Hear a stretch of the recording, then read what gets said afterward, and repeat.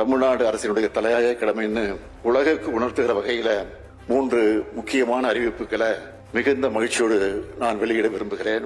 செழித்து வளர்ந்த சிந்துவெளி பண்பாட்டின் எழுத்து முறையை இன்னும் நம்மால தெளிவா புரிஞ்சிக்க முடியல. 100 ஆண்டுகளை கடந்தும் தீர்க்கப்படாத இந்த சிந்துவெளி புதிர் பத்தி உலகெங்கும் உள்ள தொல்லியல் ஆய்வாளர்கள், பொறியியல் தமிழறிஞர்கள் மற்றும் கணினி வல்லுநர்கள் உட்பட பலரும் இன்றளவும் பெருமுயற்சி செஞ்சுக்கிட்டு இருக்காங்க.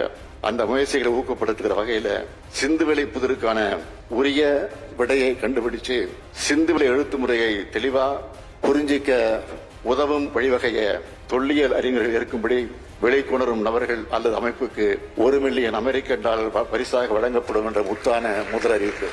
சிந்துவெளி பண்பாடு குறித்து தொடர் ஆராய்ச்சிகளை தமிழ்நாடு அரசு தொல்லியல் துறையுடன் இணைந்து ரோஜா முத்தையா நூலகத்தின் சிந்துவெளி ஆராய்ச்சி மையம் மேற்கொள்ளக்கூடிய வகையில தலை சிறந்த தொல்லியல் அறிஞர் ஐராவதம் மகாதேவன் அவர்கள் பெயர்ல ஒரு ஆய்வறிக்கை அமைக்க $2 கோடி நல்கை வழங்கப்படும் என்பது 2வது அறிவிப்பு. தமிழ் பண்பாட்டின் தொன்மையை உலகமே தெரிஞ்சுக்கணும்னு ஓயாம உழைக்கிற தலை சிறந்த தொல்லியல் அறிஞர்கள் மட்டுமின்றி கல்வெட்டியல் ஆய்வாளர்கள், நாணவியல் வல்லுநர்கள் ஆகியோரையும் ஊக்கப்படுத்தும் விதமாக ஆண்டுதோறும் 2 அறிஞர்களுக்கு விருதுகள் வழங்கப்படும். இது 3வது அறிவிப்பு. இந்த 3 அறிவிப்புகளும் இந்த துறை ஆய்வுகளுக்கு வேகத்தையும் ஊக்கத்தையும் கொடுக்கும்னு நான் நம்புகிறேன்.